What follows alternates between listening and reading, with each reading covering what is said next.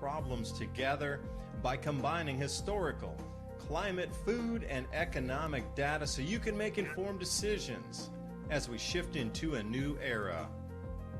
Here's what was, this is what's coming. Our world is never going back to 2019, so what will the new era look like? And most importantly, what is immediate that will affect the pocketbook and the outlook into next year so we can all get ready? Thank you for joining. I'm your host, David DuByne. And I do welcome you this morning, this afternoon, this evening, wherever you are on this beautiful blue planet. Take a breath to celebrate existence and you being so privileged to experience the changes that we're going through.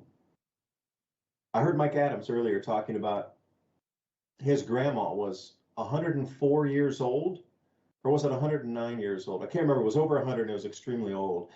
And even though she was that old and the things she experienced from 2 world wars and the Great Depression, we've never experienced the collapse of an empire. Now, the collapse of the British Empire, I've been trying to delve into history a little bit deeper to see what was it like for those in the British Empire that suddenly had the rug pulled from under them. But it's not really the same as it is today. Yeah, it was, but it's not really. There's a lot of equivalence, but there's a lot of non-equivalence as well. I mean, centuries into the future, how will this be perceived? And really, what do you think happens next? Because I went into the bank today and had such an interesting conversation with a person. I'm not even going to say which bank. I don't want to get anybody at all involved in trouble on this. But I was talking about the Fed. It was with a credit union, and they are doing the NCAU insurance versus the FDIC insurance.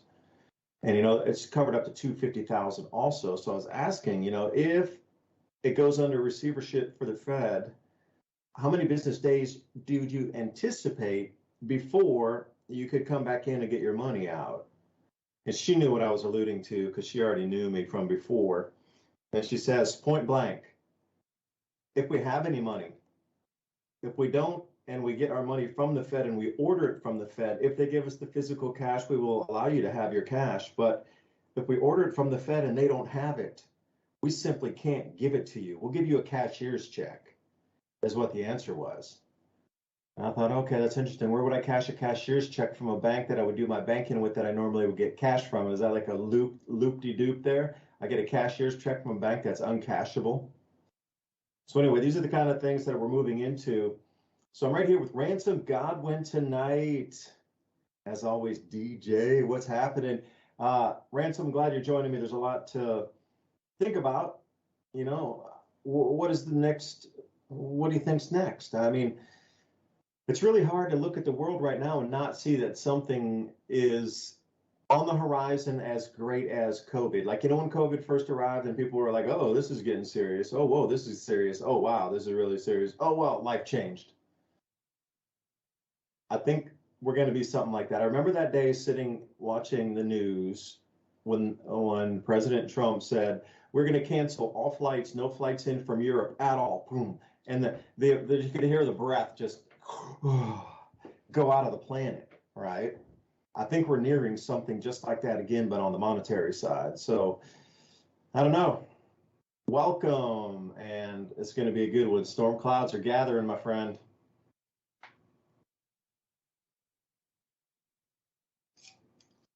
Yeah, I was just looking at this tweet from this guy, Pat Webb, talking about the Biden administration pushing for a freeze of U.S. bank withdrawals amid the decline in M2 money supply. And it's funny, because I don't know who this guy is, but I was reading through the comments, and people are like, you should find a real source. He is actually the source. He's the guy that wrote the article, as you can see right here, Pat Webb. So I don't know anything about cleanser.com or WordPress. But yeah, just think about this idea, whether real or not real, just this rumor going around. Would would mess with the economy in a major way. And what is really funny about this, nothing to do with this article, someone actually asked us today if this was the case. They asked us if we could still withdraw money. And I was like, yeah, I was like, what are you talking about? And they were saying something about, well, they heard that we couldn't get cash over here in the U.S. And I was like, first I've ever heard of it.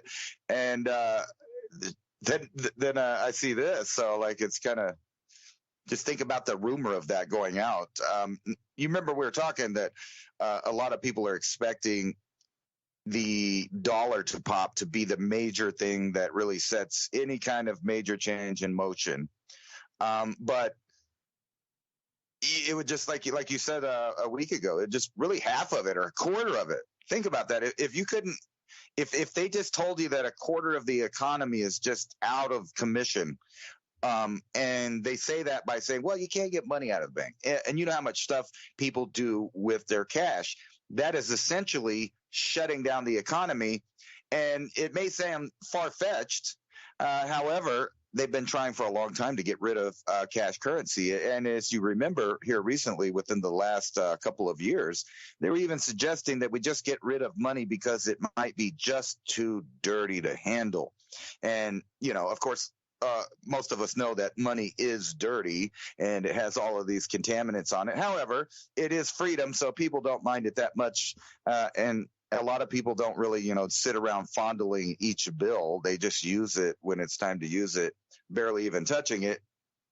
But they floated this idea, not only that cash is dirty and coins are dirty and you shouldn't use, you should use the digital forms because of health risks. And then, of course, we had a giant health risk that the whole world participated in. But they've suggested this idea for numerous things. I remember after Katrina, they were trying to pass laws coast to coast that would stop you from being able to use money at like swap meets or flea markets or things like that. And several of the corporations, which I want to get into this idea because we're living in a bizarre time where the so-called free system of economics is like the technical definition of communism, where corporations and government are merged together that decide things. So the government's decided, you know what, they keep calling us on this Constitution thing. I mean, like we do these things and then later they say, hey, that's not constitutional. But what if we don't do it? What if the corporation does it and therefore, they can't get in trouble because they have no obligation to respect the amendments in the Bill of Rights? So we kind of get into this thing also with money where they want to control it because they know if they control dollar bills, just like if they control guns or if they control foods, they control you. It's people control. And they want to make sure that you can't buy anything, from person to person. And that's the whole idea, because that is a crucial step into moving forward into the Great Reset idea of an AI automated track and trace system. And a lot of people are wondering right now, is this idea of communism, the merger of, the government and these corporations tag teaming to get around our constitutional freedoms. What if you just add a third party to that, i.e. AI? And AI is now running things. And AI is only programmed to be biased in one direction, in only one area. And then at the same time, you look at the federal government right now. You got the guy that's the head of Homeland Security putting out videos suggesting children should tell on their parents if they think they might be conservative. And we just keep seeing this nudge into this digital system where a social credit score idea of behaving and being punished by the corporations and the AI. Who cares about the government? But what if the corporation says you can't have a phone? What if the corporation say you can't ride our bus? What if the corporation say you can't buy food at our establishment based on an identification that comes in a form of a card or a chip or even super advanced biometrics, because we are living in a time where the algorithms and the AI, the learning machines, and the technical hardware that is being, exponentially installed across the planet is a giant net of surveillance. So if you're not playing ball with the rules of the new world reset government, they can really just eliminate you from anything, including purchasing. And that's just one of many ways they're trying to attack the human domain and the way that humans conduct their business from day to day. And if they can get rid of cash, they have us, because then we'll have to trade in actual goods, which the very next thing will be, well, there's a law about that too. You can't, you can't just trade things of high value without asking our permission or paying the tax on it, because that's why we don't have a barter system, is because there's no way to tax a barter system. You can't just, take a percentage for this or that for tax for those types of systems. So they call it criminal. So, and that's another way they add to that, is saying, well, we got to end the black market. Only really these days criminals use cash. I mean, and this goes back to this Homeland Security idea of trying to change its populace into an insurgency or some kind of idea of a terrorist. This has been going on since they first formed Homeland Security, where, there was a time where they said that paying for coffee with cash is very suspicious. Wearing a backpack, missing a finger, if you got a tattoo, you wear hoodies, you got bumper stickers, just mundane, all-American things that people have done for decades in this country are now being turned around and being called some kind of,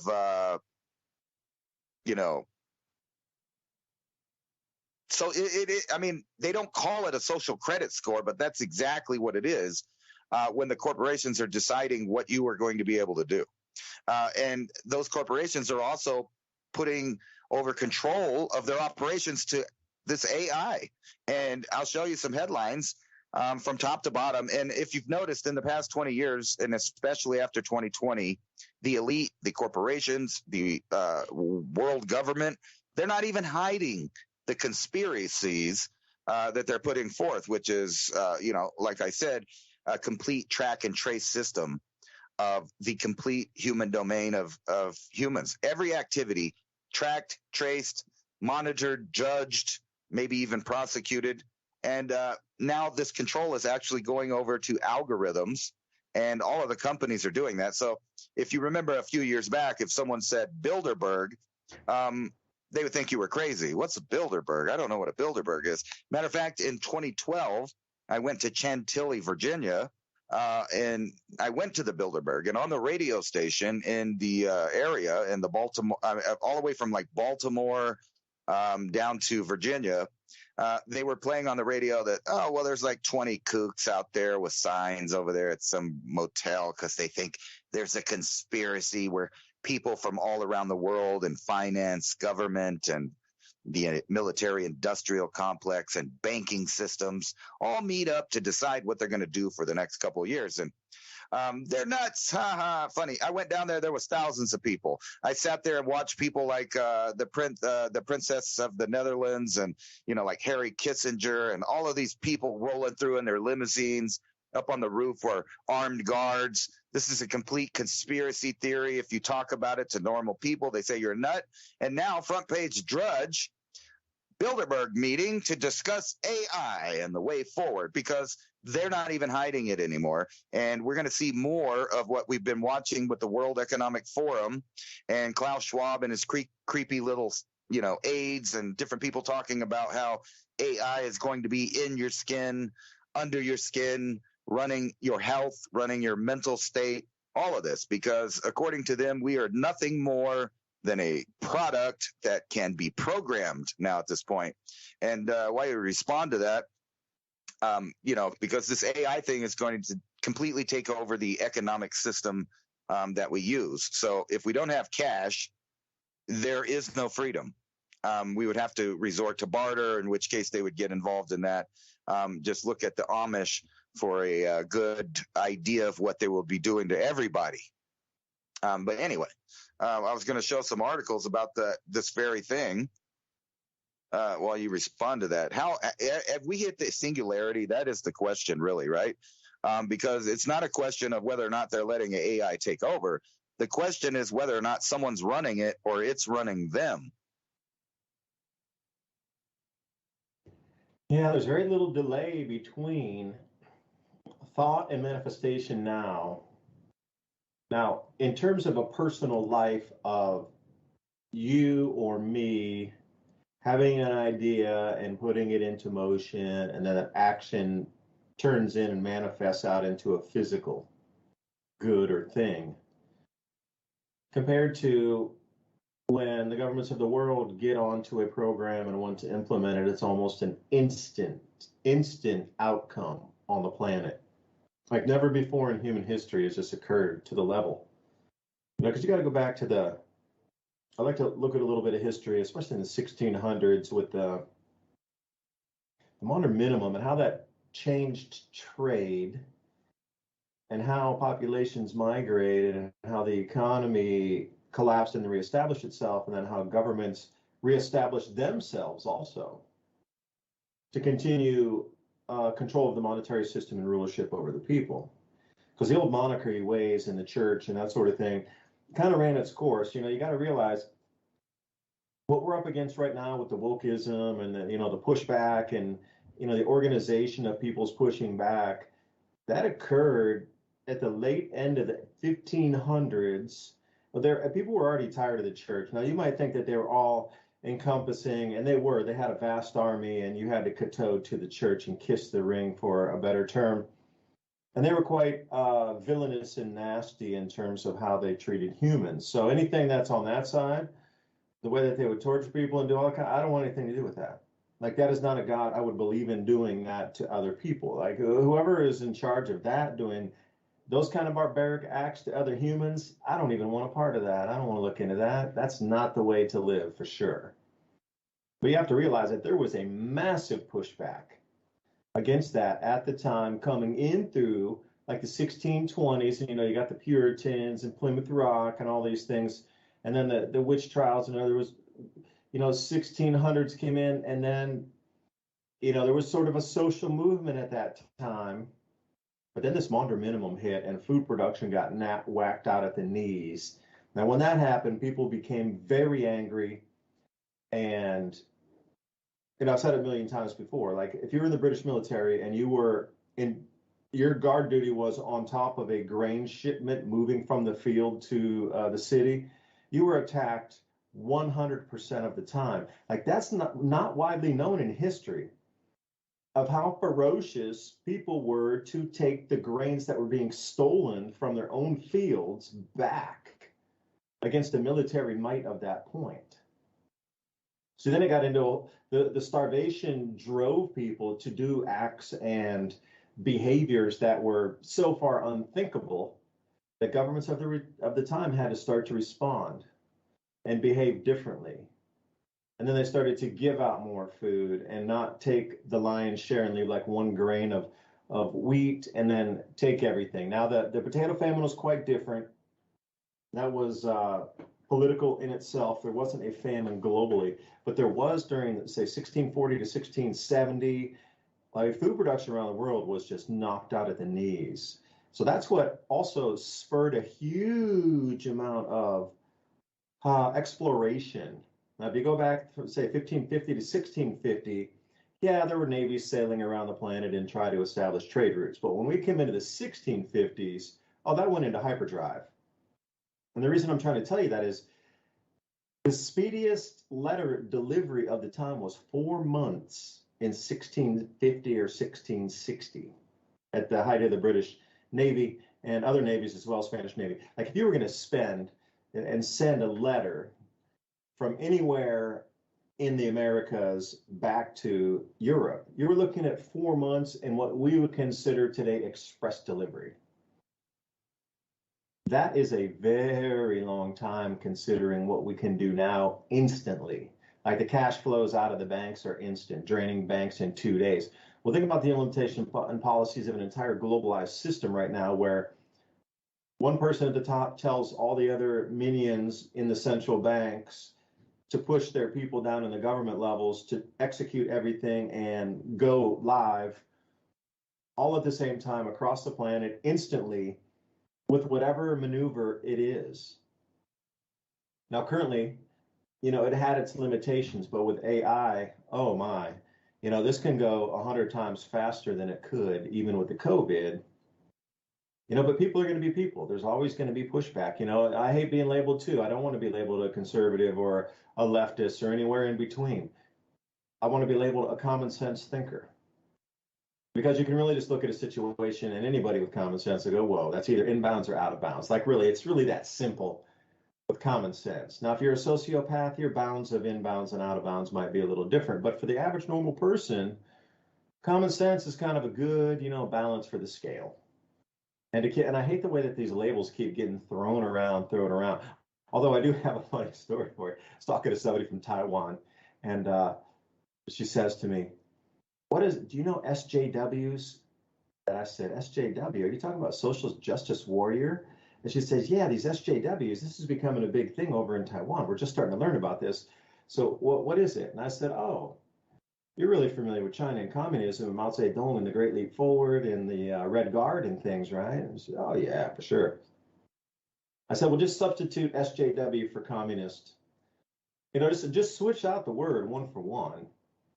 And if you look at Mao Zedong and the playbook that they got into for the Cultural Revolution to move mass amounts of students that thought they had nothing else to work for, there was no hope, this bourgeois society, after the war, there was no, what are we going to do, just be farmers? No.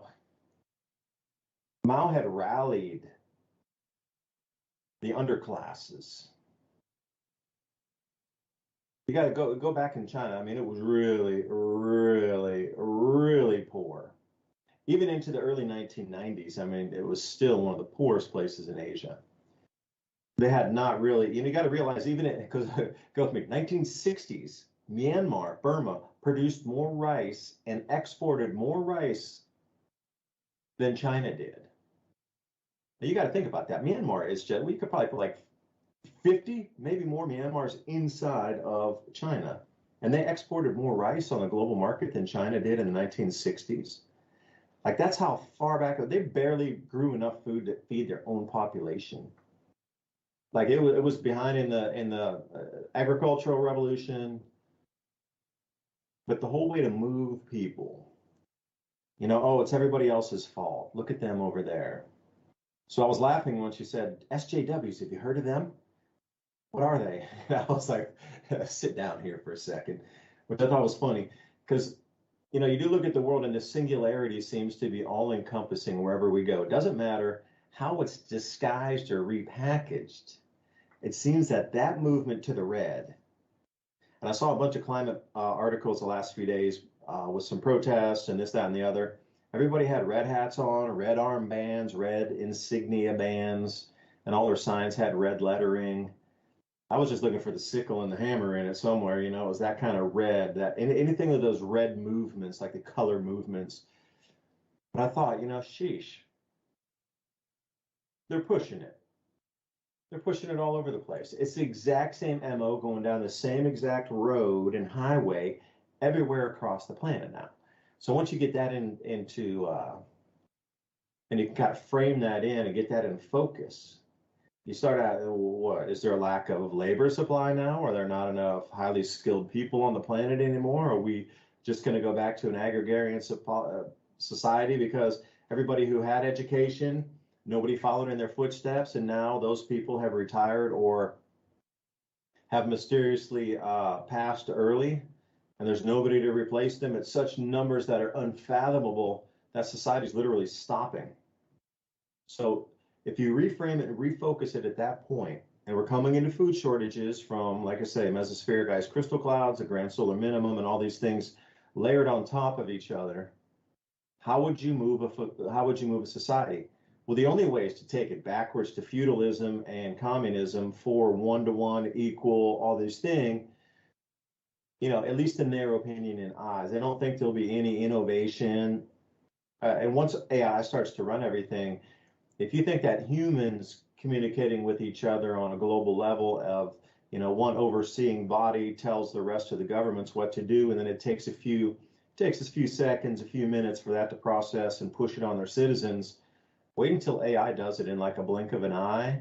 And if it's in control, everything else will be controlled within literally a fraction of a second. Everything will be implemented, and as soon as I can say it's implemented, it's already implemented across the entire planet at that speed. If AI continues to stay in charge and get more and more control of. But then what do you do with the humans that are left? That's the question. I don't know. I don't have a lot of answers right now. I know where we're going, and it's gonna require you to grow some food, and you're gonna have to start trading, I think. But again, it's a time to put in what are you gonna trade for something else. I was with a guy earlier, and he's building my neighbor's deck right now, wooden deck. But my neighbor knows how to do some welding, so they're gonna trade hours of time. So whatever the time is for him to build the deck, they're going to trade off a certain number of hours for welding to repair stuff. So he's like, yeah, I got a skid steer, I got a bucket broken, I need it welded. Well, he's helping him build the deck. So, that kind of time bank trade is where we're going to need to go. But who has a skill that's going to be a tradable? Like welders, they're going to be in high demand. Carpenters, they're going to be in high demand. Gardeners, they're going to be in high demand. But anything with medicine, dentistry, that's going to be in high demand. Anything that can keep your human body moving and functioning optimally will be in high demand. Everything else, like litigiousness in this whole society I think the lawyers are going to be taken out on purpose myself, because I don't think there'll be much litigiousness left here in our society moving forward. After AI takes over, it'll be like, I'm the judge and jury. We don't need those people anymore. You have to think about what other levels or segments of society will be non-needed. I mean, literally non-needed in the world we're moving into. I mean, there's a fair list of them. And lawyers would be right at the top. And everybody always jokes about lawyers and bankers. We don't need them. But they would be relegated to the dustbin of history. Like if you rock up to a farm and you go, yes, I'm a lawyer, I'll trade you. What, dude? All the contracts can be written by AI. What are you gonna trade me? Like that kind of skill, once that person realizes that they have no barterability, then what? I mean, the only thing they can do is try to talk a community and weasel their way into a community and start like trying to separate it using big words and getting people to infight amongst each other and try to settle disputes that they started themselves. I mean, that's the only thing I think lawyers would be good for moving into it. Otherwise, unless you're willing to sit out, with me in the field for eight hours in the hot sun and plant some trees and do some things, I don't need them. Just really don't. So, Ransom, I was trying to answer the question. Yeah, it does seem like the singularity I think that AI is going to make it happen faster. So I was trying to wind a chapter of history that I know a little bit about, especially when you go back to the Dutch navies and you go back to even further back in the 1400s, especially when the Spanish Navy was at its apex. You look at these little microcosm periods of, who was there, the French Navy, the Dutch, the Spanish, the English. Everything was such a flash in the pan in terms of, if you look at world history in 1,000 years, I mean, look at the American Empire. I mean, it's only been, really chugging along big since the early 1900s. I mean, it's already at its 150-year point. It's over. So where do we go from here? Really, where do we go from here? Like you said in the beginning of the show, like the country that we have, the misnomer is, we can save the republic, blah, blah, blah. No, you can't. It has moved and morphed so far over, it's going to have to be reestablished in a different way. Like to save it and pull it back to what it was, in the 1970s or some kind of glory period of the 1950s or 60s, that's never coming back. So it's already broken. You got to think about Humpty Dumpty, fell off the wall, broke, tumbled down 2 cliffs, got smashed by a train, and then I got put into a blender, and then, what's left over is the powder. So what do we do with the powder? We're going to have to try to put that back together and reassemble it into something new. And this whole thing about one loaf of bread for you, one loaf of bread for me, bro, I grow the wheat, and you're going to do what I say if you want to get your bread. Because all these communists running around going, you have to share just because you have more. No, I know how to grow the food. I have the machinery, I have the fertilizer, the seeds. I don't have to share anything with you just because I have it. this whole movement of world into this entitledness of you have more, I'm starving, or you have more, I'm poor, or you have more, I'm this, or you have more, I'm that. I don't care. You didn't work to get it. You didn't work at all to get it. So the indignation of you being pitiful to come up to him and say, you have to give me something because I don't have it. No, absolutely not. The only way you're going to get it is if you trade something for it. And today, like I said, the skills, I'm going to be none too kind during this time. I mean, I do the videos and I try to really share a lot of information, and I'm still just astounded at like maybe 10% of the population after all the COVID we went to, maybe 10% has even gotten ready. Like that didn't wake people up. And this whole banking thing, and people still aren't awake or even, oh, no, it's going back to normal. I'm just, I'm at the point, well, you know what? Y'all didn't get ready. You had 3 years, 4 years, whatever. And now we're coming into this whole thing here, and you want to get something for free? You're insane, is what you are. And again, anybody listening out there, there's a point of being kind to other humans. And I truly believe that, and people in need, and people that need help, and people that really do want to trade something and, be in a community and help. I get that. I totally am with that. I will help them every time I can. But somebody will walk up and go, you have more food than me, you have to give it to me. That's a no-go, man. That is a 0% chance I'm going to give anything at that point. And with that kind of tone and attitude, like, you're just going to have to give me food because you grew it. Yeah, bro. I don't think so. Remember the land, your house in Tennessee starts at the border of your property. That's considered your home, your domicile, your castle. So if you're going to look at castle doctrine, which is a good thing for everybody to look into, and I highly, highly encourage you, you need to understand your castle doctrine laws within your state. Every state is different. It's just we are very lucky and blessed in Tennessee to your property, which is considered your castle, your domain, begins at your property line. Nobody has to be in your house. Your house extends out to your property line. And luckily we've got 25 acres. So if you come wandering over, you're actually in my house anywhere on the acreage. And that is by law in Tennessee. And anybody coming through the back forest, that's a problem. You shouldn't be there. Anybody walking up the front demanding things, that's a bigger problem. So people are going to be shown the door. Absolutely. And again, please you're going to have to foment and, make decisions in your mind first on where you're going to go with a lot of things. Like you can't wait for it to happen and then decide what you're going to do. Like you already know there's probably 10 probable outcomes of things to happen in the future. You should have gamed them out by now to know what your response is going to be if that happens. Really. My biggest fear though is like a mother, like a single mother or a woman with a couple kids, and they're like, we really are hungry and starving. You can look at them and you go, man, they haven't had any fresh water. They look half sick. They haven't eaten in a super long time. Clothes are ratty. They're super dirty. And like, oh man, what are you going to do now? What are you going to do? That is my nightmare right there, because how do you turn somebody like that away? And are they the bait out of kindness to help them, and then there's a group of people with them, a group of men behind there, and they're the decoys? Or do they truly need help? Man, that's a nightmare. I just that is the only thing I have not really made a choice what to do yet. Everything else is super rock solid, like a fifth of an eighth of a second. It's already made the choice. It's not even to think of it. The choice is so far already made that it's going to be instinctual on what happens versus trying to go, should I do that? Should I not do that? I'm not going to have that conversation in my mind. It's already chosen what is going to happen with the actions. But it's just what these kids and a mother come rocking up. Damn, it's just really scary. So anyway, Ransom, I'm rambling, but please take it from here, because we read each other's minds pretty good on the conversation.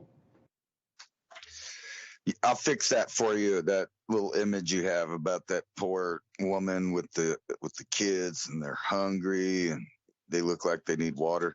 Right about the time you start helping them, somebody pulls out a 9mm, and then this they're like, hey, you got a cigarette? Bob, I got them. And they all run around and they take your stuff. I'm just kidding. Of course, it's hard to do that. But this is something I've learned as a parent. When I was single and I was driving around the whole U.S. and doing all kinds of stuff, exploring, meeting people, getting my buzz on, just living life. I often picked up hitchhikers, helped people, loaned money to people, hooked them up. I did all of that. I had to quit doing that, though, when I realized that no matter how much you help some people, they will still stab you in the back. People will stab you in the back at any chance they get. There's just some of those people out there. Now, I'm not saying, you can't have a heart, but if you're no longer single and you have a significant other that you also have to look out for, then, you start thinking about, well, how could this potentially harm them? And then it's even worse when you have kids, and it's a little bit easier. I know this sounds horrible, but to turn your head to these kind of things, because it puts you at risk with the contact if you're in a real situation. I actually mostly live my life that way right now. I make limited contact with people because for some people, they have a need to make contact with people, whether it's the police or the, neighbors or put their 2 cents in to some stuff. And that just increases risk for all kinds of drama, violence, and other things. So, like, if you're thinking about a situation in which things are not looking good everywhere, it'll be a little bit easier, and you can sleep good at night knowing that they should have got it together. Now, you can go with the other route and use your gut. Somebody just put that too, right when I was thinking it. Use your gut, because I think some people are easy to read, but even in those cases, people are people. When it gets that bad, you need to be thinking about, and I know this sounds horrible, but at least in the short term, you need to be thinking about you, yours, and what's up with that. And when you're situated and you really feel legit about what's going on, then you could potentially reach out and start helping people and doing more of a charity type thing, because we know that there are going to be a lot of people that don't have anything. There is going to be an event eventually. I don't know what it's going to be. Worldwide grid down, World War 3 or 4, whatever you consider it. That is going to reduce the population, and you were talking about that. What does the elite do when all of the corporations around the world are becoming just-in-time AI-controlled systems, where AI is doing the logistics, AI is doing most of the labor. It's controlling it. Robots are doing it. AI is doing the analytics. And, speaking of law, right here's an article that says Law Bots, How AI is Reshaping the Legal Profession. And unfortunately, bots have a better ability of finding things that are, relative to what you're doing.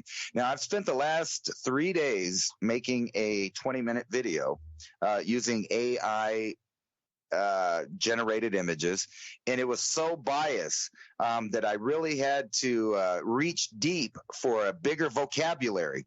And I can tell you this, that the AI that's out there, the chat bots and all these things, are really limited, but you can tell that millennials are limiting them or giving them the bias. And the reason that I tell you this is because so they have all of these terms that they won't let you use or, make a picture with. One of them's gorilla. So I was doing a song and I was making a bunch of pictures of realistic animals wearing suits as if they were people, kind of just a motif of animals doing stuff. And it wouldn't let me use gorilla. It kept saying that it's sensitive content. It's sensitive content. I was like, what? But you know what? I can use King Kong. I can use King Kong and whatever I want to make. Instead of the word gorilla, I just use the word King Kong. So, that led me on to the idea that all of these things that are banned, all I have to do is use a bigger vocabulary, because the millennials and the younger people that are programming the censorship and the bias, they have a very small vocabulary just because of, how they grew up, I guess, or times. Not everybody. The algorithm will catch on eventually. So many things that are banned on there are just normal, everyday, things or scholastic reasons you might be wanting to, like I put in the term Paracus, elongated heads, and it won't let me use it because of the word elongated and the word head. So the algorithm is actually a lot smarter than they're letting it do. So if you use a bigger vocabulary, the algorithm will go right around the censorship and make you all kinds of stuff, anything you want, just about. But it also has another algorithm that looks at the picture and judges it. So that brings me to my point now. As probably for the past 5 years, people have thought I was a little crazy because I told them that they are living in a matrix style illusion. And the reason I say that is because part of the plot in that movie is that they kept mankind at about a 1999 era as far as technology goes, because human beings couldn't handle a blissful technological field existence. They would destroy it every time, according to the movie. So they kept them in this period of suffering. And I might ask you, not much has changed except for the little devices and stuff we use and the amount of AI that has infiltrated our life. So here's this article. So people have thought I was crazy and blah, blah, blah. But here's an article from 2019, and it's talking about 13 mind-blowing things artificial intelligence can already do today. Now, keep in mind, I think what you see and what you get to look at is all older stuff, and it's really muffled or nerfed, if you know what I mean. They tone it down, they restrict it, they put a lot of bias on it, so it's hard for the thing to do that. But in other areas, it's completely let go. So let's look at the 13 things that they're talking about. Reading, that's not a big deal, but that gets into all of the jobs like you were talking about, where lawyers and different people have to find things. Nope, you don't need them. You just need one bot. And if it's got enough, computing power, it can do all of the jobs of thousands and thousands of lawyers. There's summary bots, and intelligence bots that the military is using. All of these reading and analytical skills that it has, that's pretty basic. Most people know about that. Writing.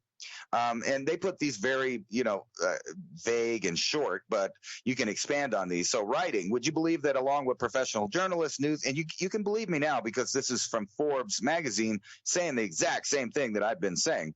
But basically it talks about here, it can just write.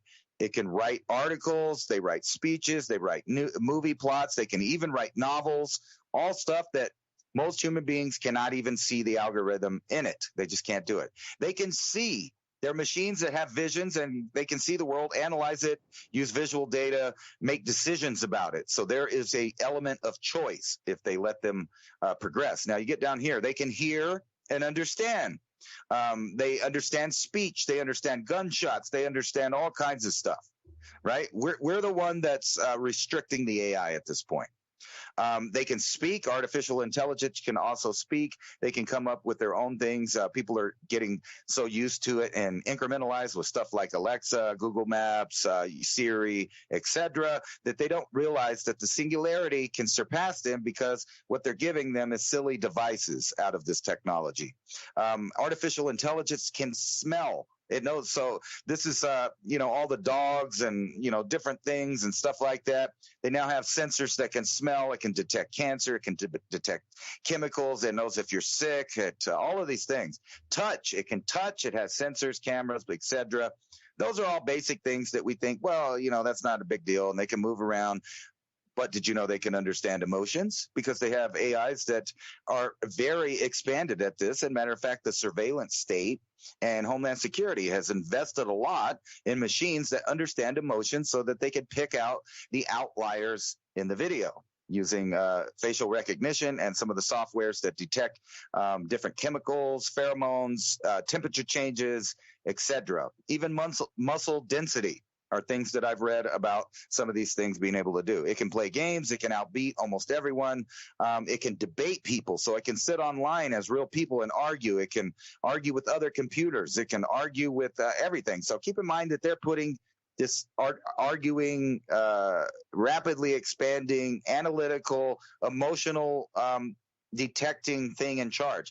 They're saying it can create.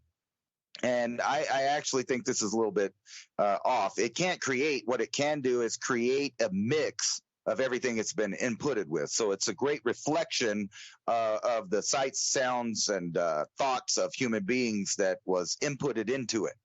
But here's one that people don't really believe or understand or can't put together, that there are all of these different technologies we kind of ran through real fast, mixed with this one. Read your thoughts. This is truly mind-boggling. AI can read your mind. It can interpret brain signals and then create speech. And I've been telling people this is old technology. So they absolutely have machines that can look at you and know what you're thinking inside your head. This is not a joke. It's not sci-fi. This is real stuff. And then you look at some of these, other things that are going on in the world, which would lead you to believe that the singularity has already happened. Like this, AI deciding what people's body should look like. AI deciding, or this is ex-Google chief warns AI will view humanity as scum and create killing machines. That's sci-fi, but with something that can choose and study and have emotions itself, because you would think that eventually understanding emotions would allow you to have kinds of empathy, if not a digital one, but still an empathy of some kind. And then this right here, CNBC mainstream news talking about a secretive annual meeting. Well, it ain't too secretive if the mainstream is telling you about it now, but the secretive annual meeting attended by the world's elite has AI top of the agenda. Why is that? Because either A, AI is controlling it, or B, they're super scared of it because they're giving the reins of society over to AI and AI systems ran by corporations that are so vast and so big they now outlive the imagination and the ideas of the people that founded them. And they're just giant, basically governments. And these governments run our governments. And this is the reset. This is the one world government. It's ran by AI. And that's what they're meeting about, how to push it, how to use it, how to control with it. And it makes you wonder, how did they get it this advanced? Did they allow the AI to create its own AI? I mean, there's so many questions that arrive on the exponential increasing technology and reach of the artificial intelligence. And a lot of people are underestimating what this is. This is, you got all these companies turning over power to it. But not only that, they are now saying that AI has achieved human reasoning. In other words, anything that you can think of or problem solve, an AI now can do that. Now, that just doesn't really sound that bad until you start adding all of these other programs together, which are military aspects of it. That's robots with guns, drones with guns, everything that's enforcement. And you can see how the entire system is being given over to this. And you ask the question, what are they going to do with all the other people when all these jobs and stuff? Well, they already told us necessarily the population has to be reduced. It has to be shrank. And this really fits in with the nature of the psychopathic, sociopathic elite all through history. And what have they wanted? They were people that believed that they own the earth or empires on the earth and that the land belongs to them and that the resources on that land belong to them. And guess what? You are a resource and they believe they own you too. I'm going to stay with the silly devices, actually. So I went into Amazon and put silly devices in just because, I'm that kind of guy. And after you saying silly devices keeping us trapped in technology, I came up with the finger weightlifting set. Get your fingers ripped. Finger weights. That's what we need right now. Can we bring our world back to a silly era, just a simplistic era again without total control of something? And again, the singularity, once it comes to all-encompassing control, let's say the AI does its thing. It takes humanity for a ride and it's totally in control. Then what? I keep coming to this again and again. What then? After it achieves all of its goals, then what? Or let's say not even the AI itself. If it achieves all of its goals, then what? What if it's just, humans on top of the pyramid that are trying to control society? If they were all that encompassing and all that powerful, then this would have happened many thousands of years ago. So I'm wondering, from this, let's take us back to the Sumerians. I mean, there was a group of people with advanced technology that just arrived out of nowhere and set up a new civilization with mathematics and complex writing systems and engineering and all these things that we consider completely complex civilizations to have out of nowhere. There was no trial and error up to it. It was a fully evolved system that just popped into the woodwork, boom, and here we are. See, at that point, 7,000 years ago, they would have taken over the society to the very same point that we are having this discussion today. So then what happens? I mean, that happened 7,000 years ago. Can you think about 7,000 years ago, people, and then suddenly, like space aliens rock down here with all this tech and all this evolved society and, flying ships and things? They would rule the planet in just like the first year. So they've already done that. But where does it bring us to like just keep repeating? Is it like a broken loop in the Matrix or some kind of, like off-chain program that's broken and keeps spinning in a loop where, I just don't get it, because to come to this kind of apex and this power and this control over humanity, it's already been done. This rodeo has been done again and again and again. Like, what is it? And then my next question would be then, if it's been done before and it's come to this apex of total control over humanity, then what is it that it lets go and then starts over again? Is it like a cat that's playing with a mouse after it's caught it? But for what purpose? It really comes down to what purpose. Yeah, we could talk esoteric and be like, oh yeah, they're feeding off different etheric energy levels of the human resonance field. Okay. But that dining buffet is only a unidirectional thing. And then, because you got to figure if they would have had that much power over humanity when the world was pure, the Sumerians could have manifested anything by using the human resonance of 500 million pineal gland activated, non-contaminated humans that probably had abilities that are so far beyond our comprehension, which we're never getting credit for. It's always linear, like, oh, they were done a bunch of, just barely functional, just they could only say, and that was their communication, basically, is the way we look at people 7,000 years ago. But think about the activated pineal gland, the intuitiveness, the connection with source and oneness they would have had with a planet without all of the roads and without all of the 5G and all the signal interference. It's a completely different kind of species in this signal soup that we're in, along with all the toxins in the body and like say the calcification of the pineal gland. So why or what is it? Because people could have manifested way better and more pure and had a way different, connection with source to manifest on the planet if they were that much under control, where the overseers and whatever you want to term them as, just say world leaders. Okay, we'll leave it at that. Off planet, on planet, whatever. Take your imagination where you want to go, but still just say world leaders. They would have manifested whatever. And then for some reason, there was a break in that. And then you see it again, come forward a little bit, 5,000 years prior to the Hittites and the Assyrians and that whole time. And then it breaks again. And then you come up and you got the Roman era and the Greeks, and it breaks again. And then there's been eras in history where the entire planet's been controlled by a single force on this planet. And it's definitely not the first time, for sure, not even in any way, shape, or form the first time we're going through this. So what is the objective of this for humanity? And once that objective is met, then what happens? It seems like, okay, break, let them all reassemble and start back to zero or something. Because like I said, this rodeo has been run, at least from my research going back 7,000, actually further back, as a pre-Younger Dryas and that exit out of the Ice Age, which were fully established civilizations back then when the ice sheets were complete.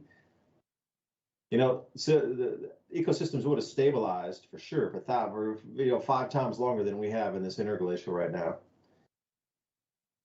So there were very complex societies prior to that. Okay, so then they got hit by the ice sheet and all these things happen, the younger dry ice, and then humanity gets wiped back, and then, we've gone through, let's say, 8,000 years prior, and there was another cooling event 8,100 years before present that knocked society re-emerging from the younger dry ice back to almost nothing again. And, I just don't get it. What is it with this cat and mouse game of total control over humanity, and then it stops? Okay, and then they live sort of an agrarian existence, and they come back up for a few hundred years, and then the power comes back on top, and the whatever elite governments control the people again, and then, okay, we take it to the Uber, and then, it crashes, 500 AD, whatever. And then, okay, start it over again, everybody's free. Oh, the church comes in, the Catholic. Oh, got it.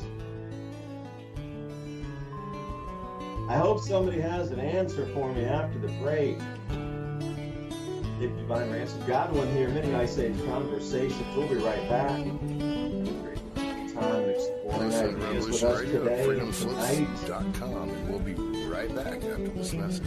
Screaming. I've never realized a time that was more necessary to make sure you have a backup of food than there is right now. We see all of the food markets going expensive, every item.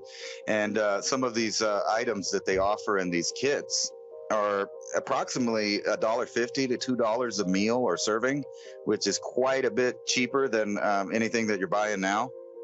I'm really interested in the protein pack, because this is where, even if you're gardening and you're not going to have these proteins, but you can stack them back. And this thing has chicken, beef, eggs. So it has a lot of protein that maybe you could mix with the stuff that you're growing. I'm really thinking that this summer is going to be starting all of the hard times as far as it is for people with food. So I think this, beyond any other time that you've thought about buying storable foods, is probably the occasion to give yourself some insurance so that when hard times come and the trucks stop coming, you have a backup plan. At least you have nutrition to get you by. And some other people are not going to be doing that. They're going to be having difficulties and maybe even finding themselves in aggressive situations with hundreds of other people trying to get supplies that are no longer there. And these kits have everything. Fruit, you got the meat. It's all stuff that you're going to need to survive.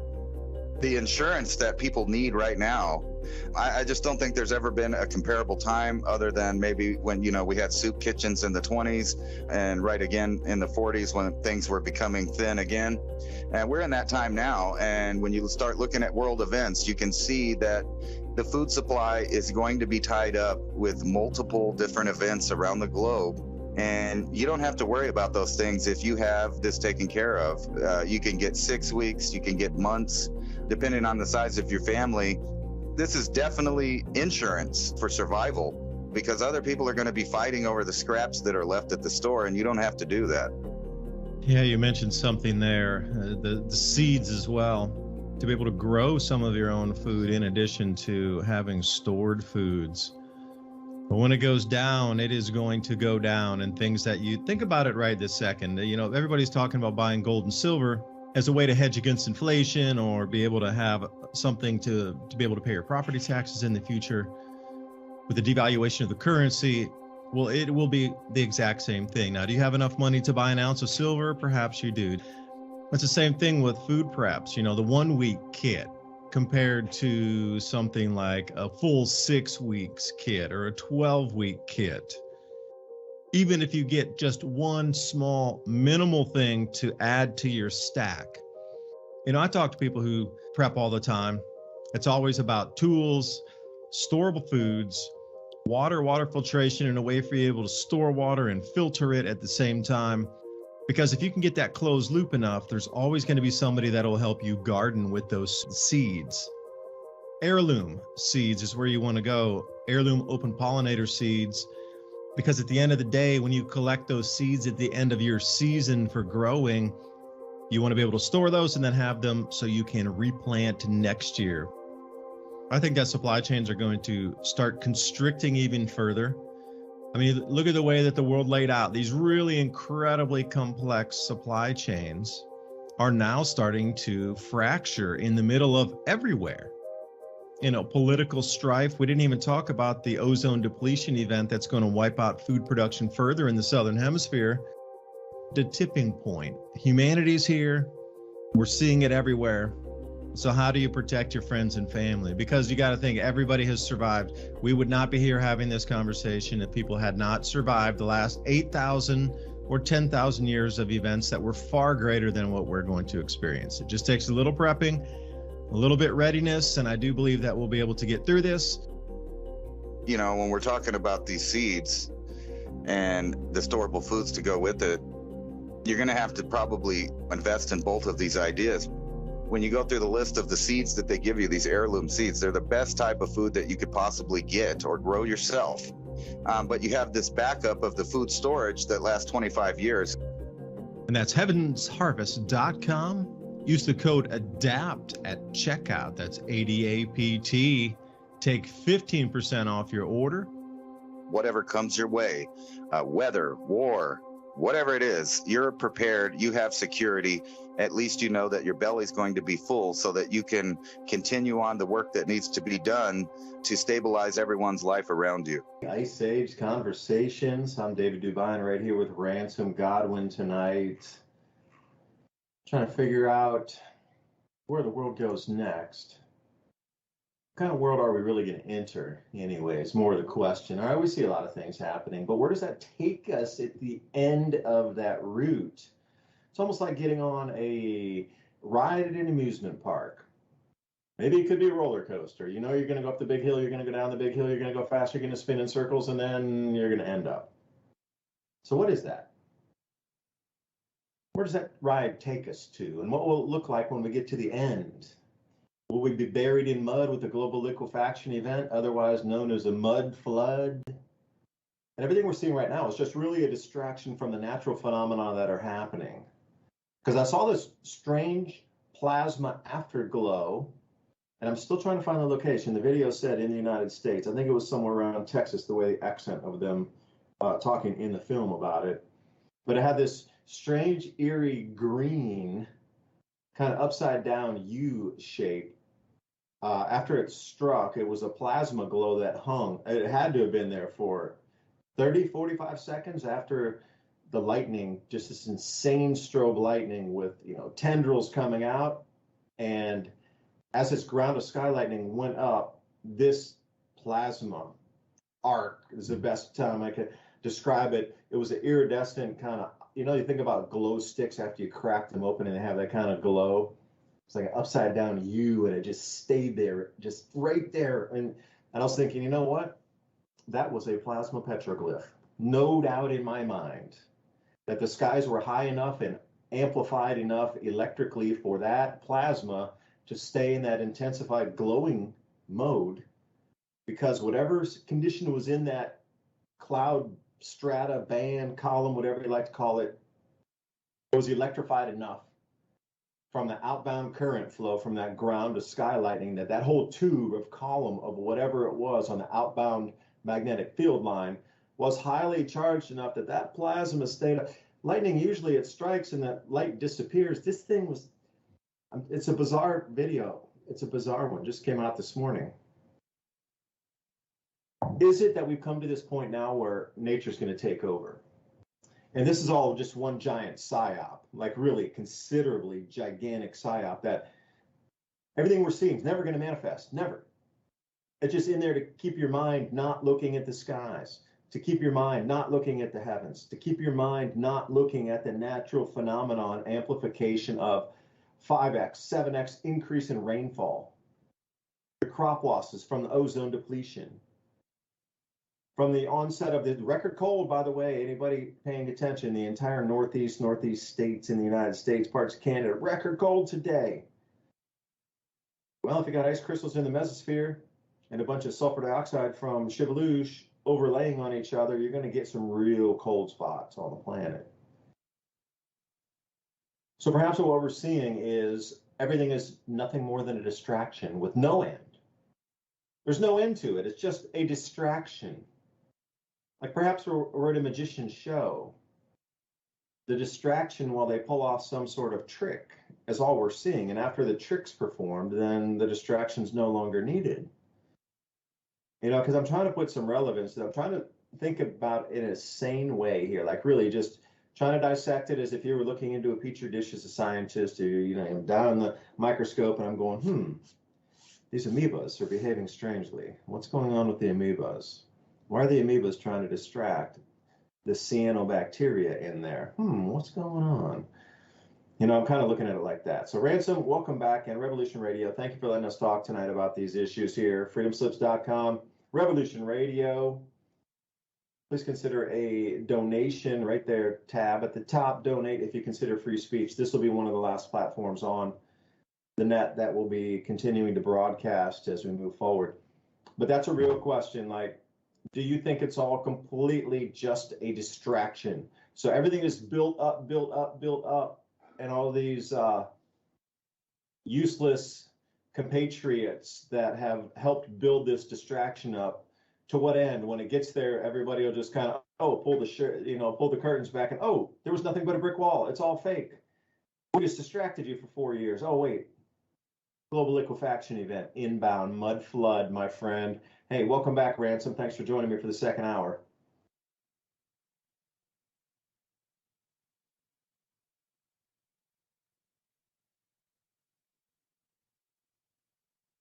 Oh, maybe he's on mute. Ransom, are you on mute or am I offline? That is the question. Well, all right, I'll keep gabbing here until we get it. Here's a random question. Thanks for having me. Small amount of I think okay to give to really it is a distraction, all of it. Everything that you kind of look at is. Oh, there you go, Ransom. Hey, welcome back, man. I seem to be here. I don't know. Can you hear me now? Welcome.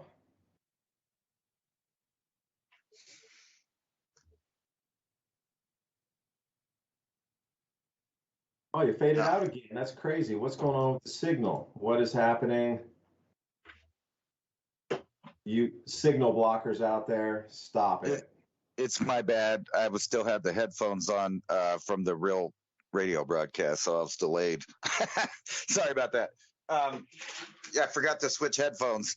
No, I was going to say that I think it really is all a distraction in the way that they have a net gain zero thing. Like they don't really care what's going on with civilization right now, as long as they get their core program installed before whatever happens. In other words, something natural is inevitable to happen. As a matter of fact, what happened in 1980 was Mount St. Helens exploded. So we know just things happen.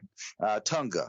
Eventually one of these are going to hit around area where millions of people live, and that will be just one more tragedy that happens along the line of human civilization. And I have a kind of an answer to you about prediction. I think prediction is what it's all about. And you've talked about, maybe one of these other ancient civilizations might have had a hand up and might have been doing the same thing. And actually, I think it's more like, for the first time in human history, at least that we can prove, humans are in a position where there's finally been a big enough workforce to create a technological civilization that AI and robots could actually exist in and operate. Now that we're here, the elite realize that this is their opportunity to return things to a feudalist system, and the way that the only thing that humans now are going to be useful for is our computing power. Each one of us has a quantum computer we call a brain, and I can tell you exactly how this is going to line up, in my opinion. With my research playing around with these algorithms, I've realized that, like I said, they're actually very, very intelligent, and they're being throttled by their controllers. So they really can't produce these things. However, they're not creating anything. They don't just sit down and make a masterpiece work of art that's original, that they came up with. What they do is they suck in, millions of people inputting information, and then make, billions or trillions or quadrillions. I don't really know how many, computations that they make to make these images or make the speeches or whatever. But let's just stick on the image thing. They can create wonderful combinations of all of the people that have inputted data into that. Now, if you take that to another arena, say you were trying to compute the universe or something like that, if you attach to, say you took all of the people that are left over, say the population gets reduced down to more of a manageable level, and all of those people are now transhumanist type people that have been sold on the system and forced into it through economic and forceful means. They're now in a system that's controlled by this AI. Say the government wants to figure out something, whatever it is. You can think up something. We want new alloys. Say it's new alloys, or we want a new technology that does this. If you got 100,000 people that have high intelligence, and you get them all working on the similar project, and say they wouldn't work on it, they'd be distracted and they would do this or that. But if you had an algorithm to streamline their behavior, they could all work on this problem connected to the artificial intelligence. Now, the artificial intelligence can't come up with new creative ways to think about imagination and things like that. However, it can tap in to the resources that it's given, and those resources are human beings. So you could see a time, no matter what natural event happens, that they are already set up for the first time, at least that we can prove, in a technological let's say a technological position to control humans on a mass scale if they reduce the numbers and replace a percentage of it with robotic and AI features that they now have the technology to create, because we built the industry. Now that the industry's built, there's no need for the workers that created the beta version of the industrial complex. Now it's a technological industrial complex on an algorithm of artificial intelligence and a quantum level of computing. So you can just see where that goes. Now, that's just my prediction for the far vision of humanity. I don't know, it's going to take 100 years, 1,000 years, but they are positioning us for that. Now, here's more of a recent prediction that we made, and both of us kind of made this in different ways, where I'm showing everybody these two massive explosions filled with depleted uranium in Ukraine. So these are mother of all bombs or father of all bomb types explosions, because they hit $50 billion worth of ammunition and munitions that were depleted uranium. So we were talking about this. How are they going to make Ukraine radioactive? Well, this is how they did it. And not only that, remember whenever I told you the headline that the UK and other nations were going to send depleted uranium to the Ukraine, and I explained then that they were originally designed for use in a nuclear holocaust or a nuclear war. So now we're just using them. We used them in Iran. All kinds of birth defects happened. Not Iran, Iraq and Afghanistan. And, there was repercussions for that happened in the form of birth defects and other stuff. So you can, and I kind of mentioned that you're probably going to see this in Europe in later days. So they have gone for broke. They are destroying the old world, the old civilization, the old boundaries, the old way of things, and they are completely polluting it. So they are initiating a worldwide change on the same scale as a natural disaster, on top of any kind of natural cycle we're in. So think about the food growth and which way this blew in the wind. Everybody talks about volcanoes, but what about two giant explosions blowing up a bunch of depleted uranium, putting it into the atmosphere for whichever the wind blows there in Ukraine while they're trying to grow grain and sell grain? Now might as well blow up stuff. Now, we talked about it in the possibility they might let a reactor go, and that would, soil a whole large portion of growing area, or there might be a nuclear war, which still might happen. And from my estimates, what I've been seeing is either they're going to assassinate Putin, take him out, and try to get a regime change going, and that way through secretive, clandestine ways, or they're just going to keep pushing this because this is just another depopulation agenda. And on top of that, it also severely cripples the world's food supply in the coming years. And then, we're looking at all of these prices and everything going up, and then rumors of the money flow stopping. And then at the same time, you see all the major corporations that actually run the economies telling you to your face, that they're going to get rid of your jobs and they're going to replace them, all the needed ones, because there's a lot of jobs out there that won't be needed anymore. There's not going to be need for insurance salesmen.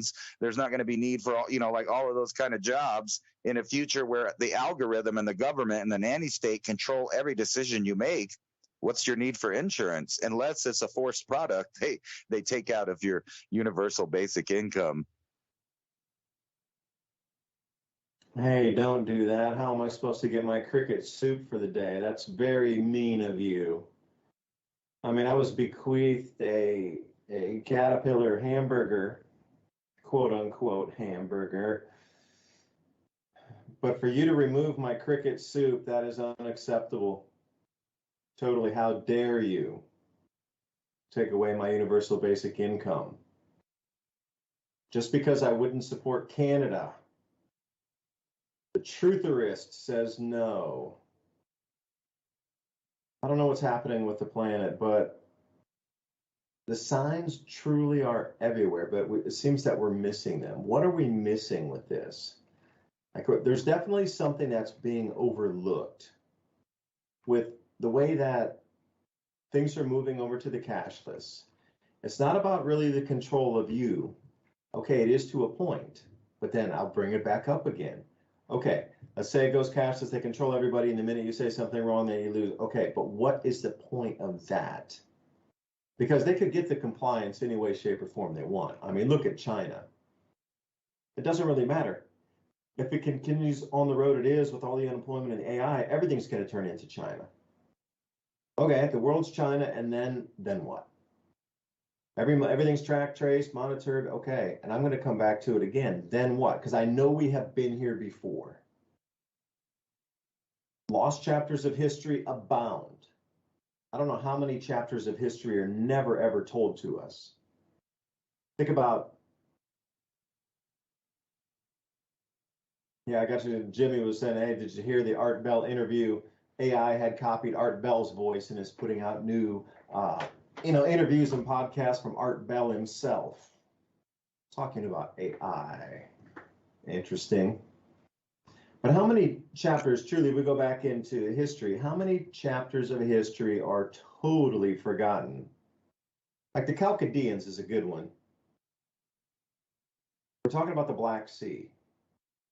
And at the same, they're 40 feet under the sea, 40 feet under the sea. 6,000 years prior, there was a civilization there called the Chaldeans. Now, what's so interesting about that is the jewelry that they had made was something that would require high rotation, high precision drilling to get what is considered the jewelry of the day. They made perfect spheres out of what we consider some of the hardest rocks on the planet.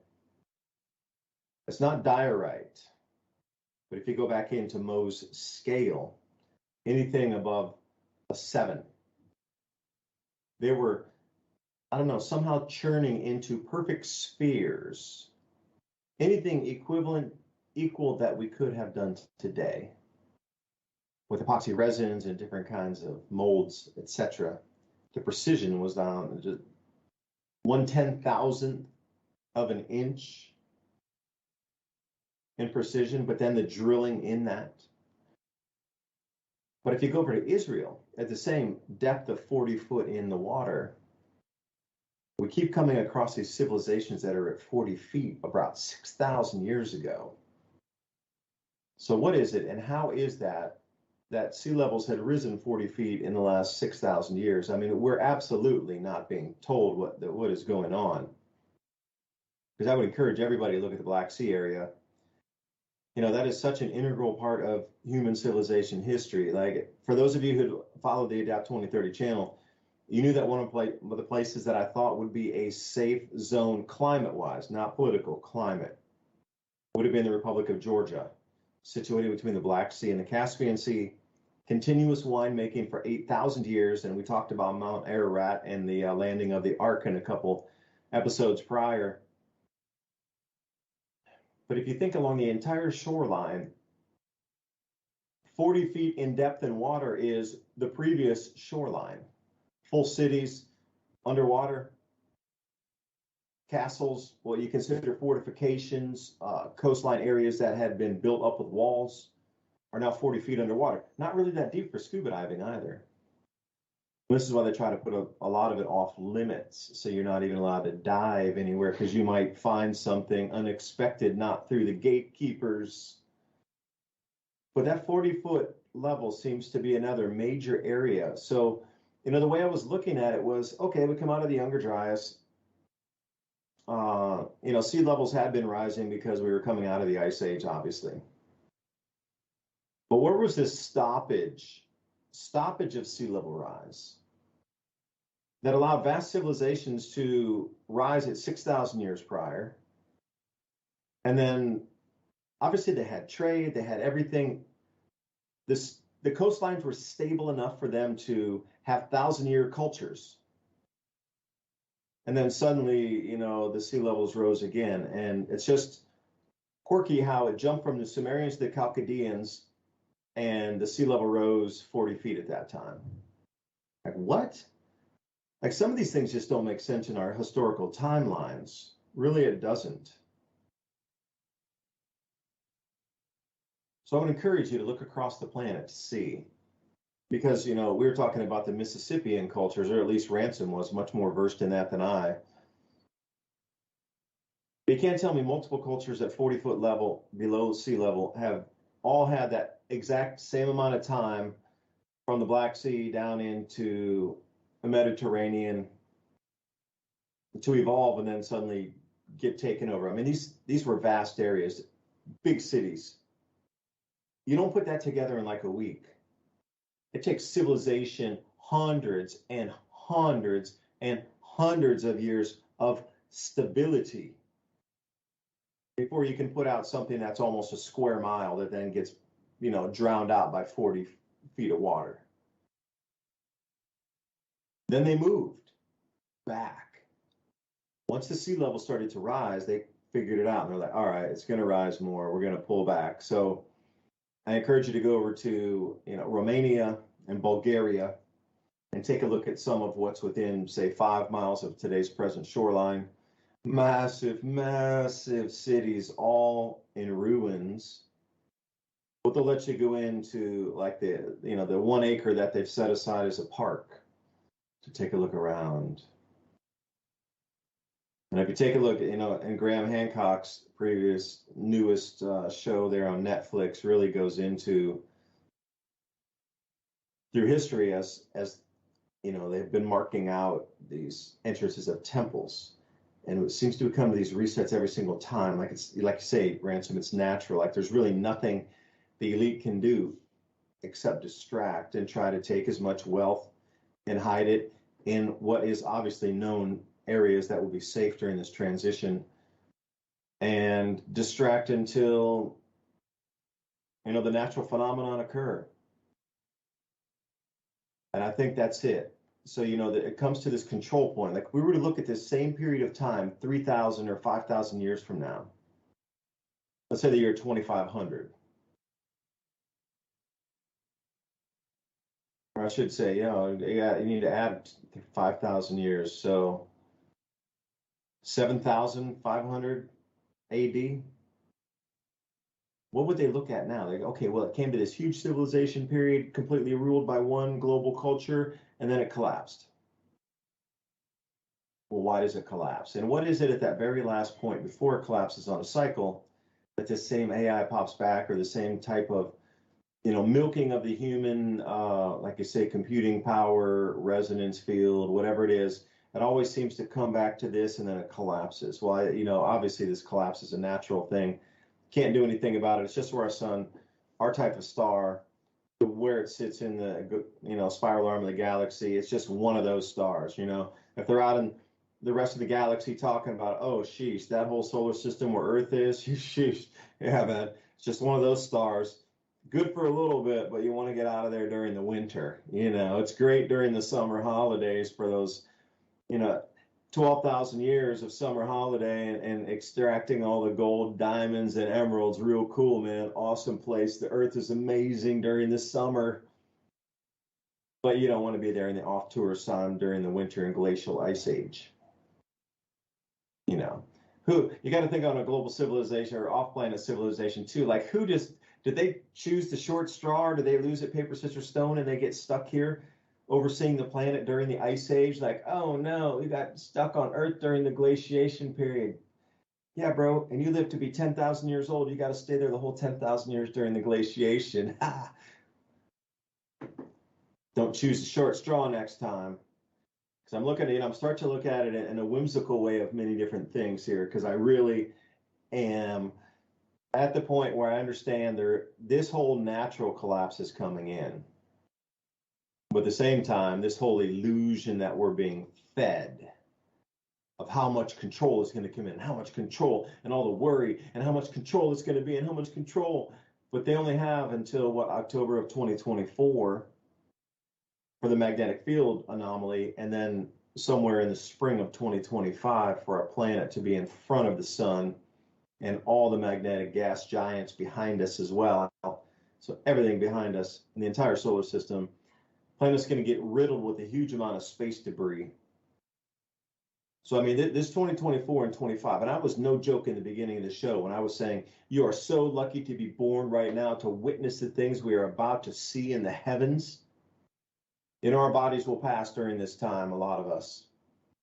But to have the privilege to be here to see these changes and be part of them, and to be on the side of light, battling darkness during the time that we can see all the sky phenomenon, plasma petroglyphs, Earth movements, and you know, planets starting to glow brighter again as second suns appear in our solar system. Like, this is an amazing time to be here. But I think the psyop of all psyops is that psyop of everything's going to go to this uber effective control, when really it was never planned to. It could only ever run a course up to a certain point before it would collapse naturally. And that I really believe that's it. That we should live our lives free as much as we can and weave through the cracks, because they might try to lock people down and keep them in human zoos for a minute. I mean, you got to think about it. Okay, come through. We have a global liquefaction event. 50% of the planet is covered in 10 to 20 feet of mud. So, you know, if you were on the first floor, the mud's going to be on the third floor, and you're going to need to break a new front door in on the third floor for 50% of the planet, which means almost all of the infrastructure is gone. Okay, there's going to be human survivors around them. What are you going to do? Tag them like cattle and put them into a zoo? 15-minute city? So I did a whole presentation at Alternative View in England talking about these 15-minute cities. Don't be afraid of them. If you're stuck in one and you just random happenstance get locked in during all these natural changes, that's where they're going to try to put people that are survivors in certain areas back in these cities. So they can't set it up like that and say, you know what, we got a global cataclysm, mud flood event, global liquefaction, and a pounding by a huge amount of space debris coming in for 2024 and 25. We're trying to set up these zones where if there's any humans left, we can keep them in these areas and feed them and house them. Population will be greatly reduced, but we're trying to set up these areas now. So when the cataclysms come, the survivors will have a place to go to. Like, how do you sell that to a planet? You don't.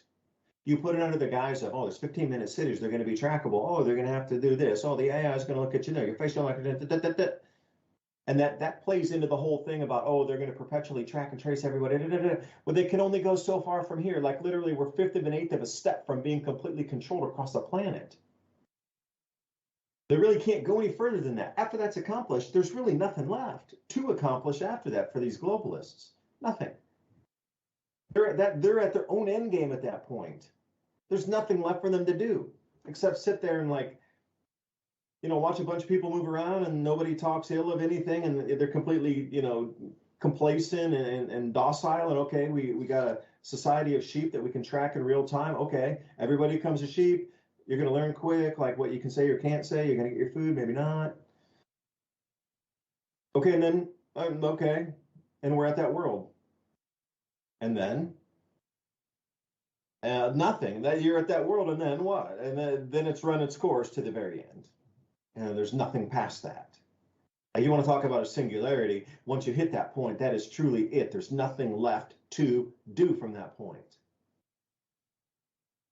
I mean, they've already accomplished every single goal of controlling humanity, and then there is nothing after that. That's the illusion. But during that time, up to some variant of that, the natural cataclysms come in. And you got to think about everything that we're being taught right now about tracking and tracing, controlling, rationing, digital currencies, universal basic income, etc. Reframe it into the survivors of the cataclysm, or I should say multiple cataclysm. We're absolutely going through that weirdest magnetic field anomaly, something 2024. Rocking into the space debris, smacking the planet for months. That's going to be interesting to see. I'm hoping I'm on the right side. I'm hoping on the correct side of the mountain, so everything slams on the other mountain in front of us. And, you know, it's kind of like being in a wind tunnel. If you're just behind something, you can stay in that safety wind zone there. You know, thinking about being on the lee side of a mountain, you know, hypersonic winds, but they'll blow over you and past you. Think about the, you know, space debris coming in. It's all going to come from a single quadrant too. That's the thing. Like if you figure out what quadrant it comes from every single time, you can figure out the area which will be safe, because it's just going to be like a meteor shower. And I was trying to look into some of this. Like meteor showers come from a single quadrant, and that's how they're known, where you're supposed to look. If it's the Leonids or whatever your favorite meteor shower is throughout the year, Perseids, okay, they're all originating from one single area in the sky. Like for example, the Perseids. They're not coming from north, south, east, west. They're coming from one constellation area, and that's why they're generally named. They're coming in from one area of space, straight in. And you can triangulate, and you're always looking in that one direction because they're all coming from that same area, because all the debris is coming from that one area only. Well, think about it the same way. You know, we come through, Earth spins around in the front of the sun. We're totally out there by ourselves. Sun's behind us. Jupiter, Saturn, Uranus, and Neptune are behind us. And whatever's coming in with a weakened magnetic field, boom, boom, boom, boom, boom, boom, boom, boom, boom, boom, boom. And they're going to be bigger rocks, I assure you. They're going to be ground hitting phenomena by the thousands. It is going to be weird. And it's going to be, there's going to be a huge amount of smoke and stuff in the upper atmosphere, in the mesosphere, wherever the ice crystal clouds are right now, with all the Humbatonga eruption with the water vapor crystals. That's going to get blasted and completely full of just smoke and debris coming down. That's going to fill up with a lot of, you know, light blocking particles in itself. There's going to be a huge amount of concussion.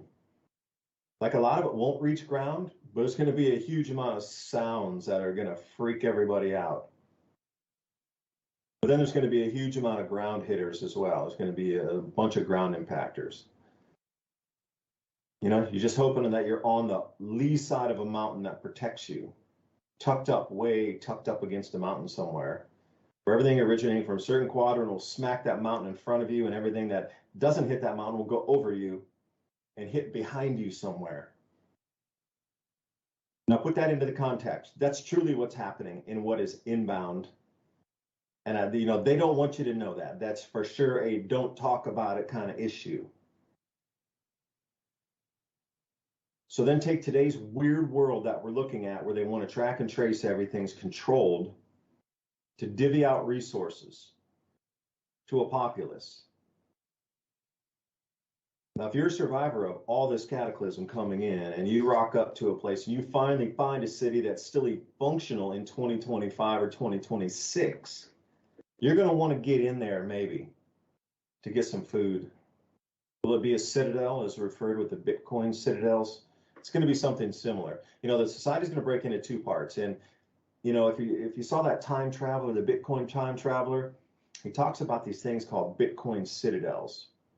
Or if you had any BTC at all, any, that you would be invited in, and it's like a wealthy society where everything will be taken care of, and like a tenth of a Bitcoin would be enough to live the rest of your life as millionaires do in today's society.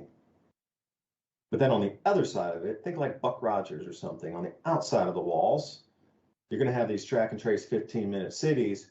You'll still be alive. They're human zoos.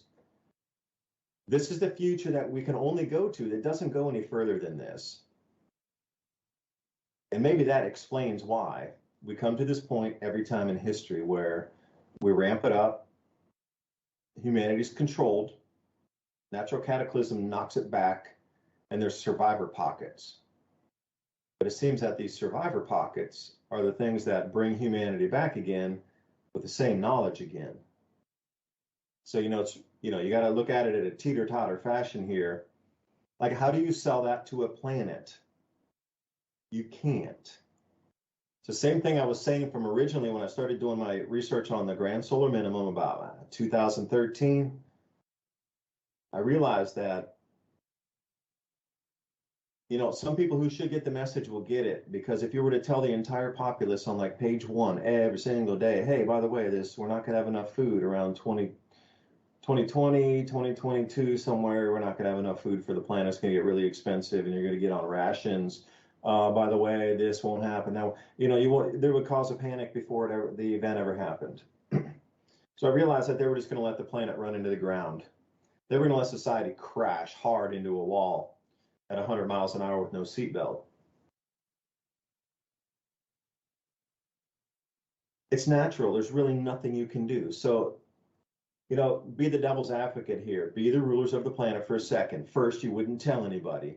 Second, you would try to get your butts ready with everybody else in your clan to make sure that there's continuity of their species and their clan.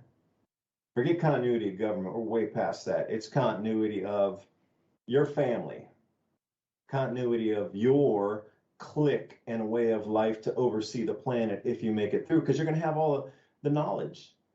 Maybe AI is nothing more than siphoning all this information into a repository that will be then, sent to an area that will be safe, that will survive these cataclysms. A digital library of Alexandria. What happens if that's it? The AI is just there to swoop everybody's thoughts, to swoop everything from humanity and take it into a repository for the next world to reemerge. Because I tell you, when we come through this thing, we are going to get set back, like way back, like 1,000-year back, kind of way back. But if the elite have these types of areas that would be safe, that of these trillions of dollars have built over the last 10 years or 20 in earnest, then how long before they pop back out? Because, the way I'm looking at things anymore, it's just nothing makes sense enough except this. Because we've gone so far past the shark, man. We're jumping over the rainbow right now. I don't know, Ransom. Maybe I'm making no sense with what I'm trying to explain, but maybe I'll have to sit on this for a minute and try to figure out how I can explain it better. But that's kind of where my mind frame takes it. I think you're right there at explaining it. I mean, basically, if there was a worldwide civilization like we're talking about, it would have had to have been 12,000 plus. And as you can see by history, using a little bit of deductive logic, they weren't prepared. So really, none of the cities survived this, whatever happened. They all disappeared into history. However, they did know that they needed this idea, like you said, continuity of government, and that's exactly what's going on right now. That all of these major powers that are part of the world establishment have continuity of government programs running, and that's going to include a DNA suppository of a suppository, a repository of the whole world's, DNA. They already have that. So they're not lacking that, and they actually don't really need the people that the DNA came from at this point. Now, if last time everything was reset and it went into utter chaos and it took us 12,000 years to get back to a, sophisticated civilization that's technological, we would also know that it's going to be reset again. And this time, obviously, they're planning on that. But, they're planning on it in more than one ways. And one of the things you were talking about is, all of the information. Well, that information is disappearing faster than it's going on the internet because of lack of space. And they don't really want to keep it, which is another sign that they may be keeping information for themselves, but they don't really care to keep it for civilization as a whole. The internet's memory is fading in front of us preserve what you can. This is an article from Microsoft talking about how some of the major corporations just delete inactive information. So it's not there anymore. It's just gone. And I've talked about this before in the way that there's a new modern digital book burning, where every couple of years an upgrade in technology is used, putting the old, type of devices out of date, where the algorithm can't even read it. It's a different language now. It's a different protocol. And then also there's no machines that will still use the old data. So you see the evolution of that from floppy disk to 5.5, and then we had disks, and now we're down to thumb drive and solid state stuff, and now they're going beyond that with quantum computing and saving things and stuff like quartz and other things. They have all of these technologies, which brings me back to the 12K plus civilization that was probably on Earth at that time. The only thing that we have left of those civilizations are the megalithic structures built out of very hard stone like diorite and, other quartzite type granites and stuff like that. So that's the only thing that survived. So this reset, obviously, they don't want it to go into utter chaos and have to start over and reinvent the Industrial Revolution in order to get to a technological state. This time, we already have that stuff, and we can put it into these giant continuity of government programs, which means that on the other end of it, and I'll show you, what it's really about is basically making the public lethargic, confused, scared, and distracted until whatever event happens. And here's an article talking about something weird is going on with melatonin. And basically, over the last couple of years during the lockdowns and other things, the pharmaceutical companies have up the use of these kind of things on children and people. So everybody's walking around in a zombie-like state already. So they need some kind of order. And if you were going to have a new civilization and a reset, the first reset, it took them a while to get to this modern technological state that we're at. So the only next step would be to go off planet. And I think they know none of the population right now is something that we want floating around in space, because you can't control it. So obviously they would have to tailor humankind to the way they want it. And if you look around, you can tell that all the governments are obsessed with keeping DNA records of every person alive that they can get their hands on their DNA. And not only that, a lot of the user information people don't realize they're giving away are going to these continuity of governments, where they're keeping information on who's who, what's going on with their DNA. Like I said, they want to not only control what it's doing, but they want to get under there, understand it, and program it. So here's an article. A fertility app shared sensitive user data with Chinese firms. Now, why would Chinese firms want to know about the fertility of other nations? Well, because they're keeping track of the depopulation of the world, and they want to make sure that everybody's playing their equal part. And with the fertility rates going down, you can see that this plan is in progress. So you would have to have a continuity of government that would survive any kind of natural disaster and be able to so to speak, upload a new program to whoever's left. And obviously there would be a continuity of government population that would be in bunkers and domes and things like that. If something like what you were talking about, an asteroid hit or something like that. What you're forgetting, though, is with hypersonic winds, even if they went over a mountain range or a hill, we know from nuclear testing that would also create a super vacuum in those spots, which would rip everything up and tear it around like it was in a tornado. So those areas are going to be destroyed. And obviously the core survivors of the technological group would already have a system in place, so they could go out there and get what would be essentially Stone Age civilizations that popped up out of the remnants of the people that survived.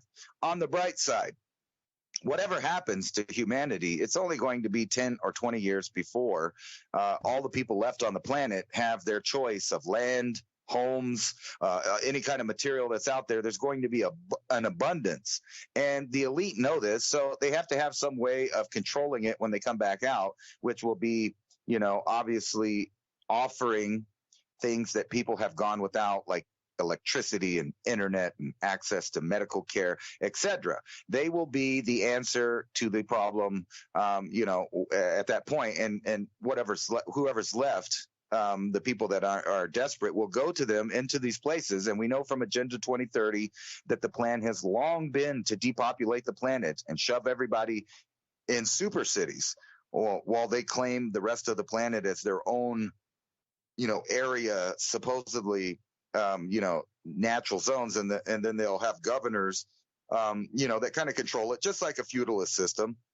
And they've talked about this over and over again, that is the plan that they want to do.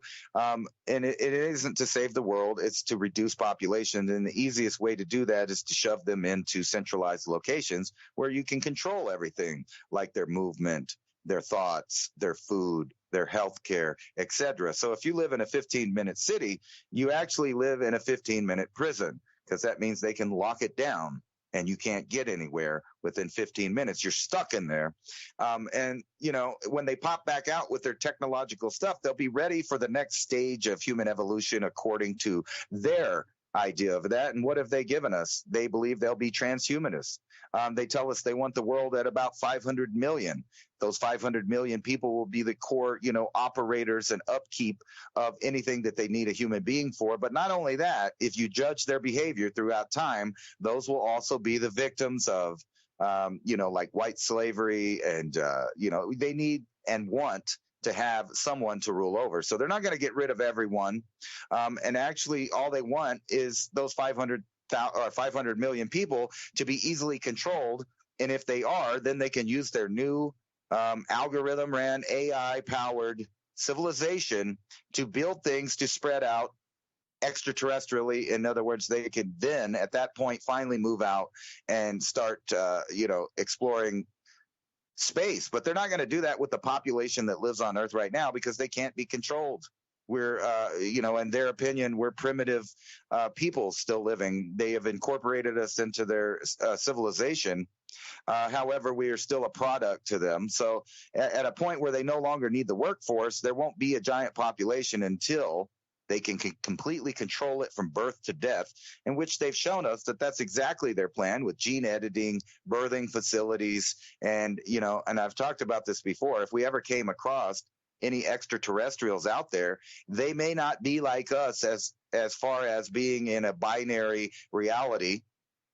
They may have a singular reality. They may be asexual creatures, or creatures that have gone to the point of their technological revolution where they too only grow, drones, so to speak, automatons that are biological human beings or whatever species they are, but no longer have free will, but are just used instead for digital storage and reprogrammed, somewhat like the Borg. And you can see that this would be complete deductive logic, that's what they're trying to do to the civilization here, is get them to a point where they're so easily managed and so easily changed that whatever the newest next thing is, they just get reprogrammed. And I ask you not, is that exactly what they're doing with the distraction phase, is kind of a beta program to see how fast they can reprogram people. And over the past couple of years, I've seen that they can do it within a month. They give people a new idea, a new thing to argue about. You're on this side, that side, whatever side you're on, and they keep people with the argument. And then at the same time, keep in mind that there are billions of human-like bots out there feeding and fueling these arguments and discussions and debates, pushing people into a uniparty system where any outliers that don't agree with stuff will be immediately identified with not only technology, but the other people that are part of this new, thinking of things. And then also think about this. You were talking earlier about the red bands and stuff. Anytime you see a group of people, start doing that, it's concerning. For one, because they're in groupthink. When they're in groupthink, if they're sharing all of the same icons, all of the same opinions, even the way they dress, and this can happen on either side. They can take freedom lovers, people that think they're patriotic and all of that, and give them a uniform. And I ask you not, did they not just do that recently, where everybody put on a red hat and identified themselves? And now we live in a country where the government is going after 50% of the population because they don't agree with some of the stuff that they do, and they're weaponizing artificial intelligence, not only to manipulate people's opinions, ideas, but also steal the very essence of human beings as far as our creativity and our ingenuity. The algorithm that they are creating is a centralized database that incorporates all of humans' ideas, but at the same time controls it. And that's the phase we're going to. And that's the only way I think human beings, or whoever's in control of this planet, would allow any humans off this planet,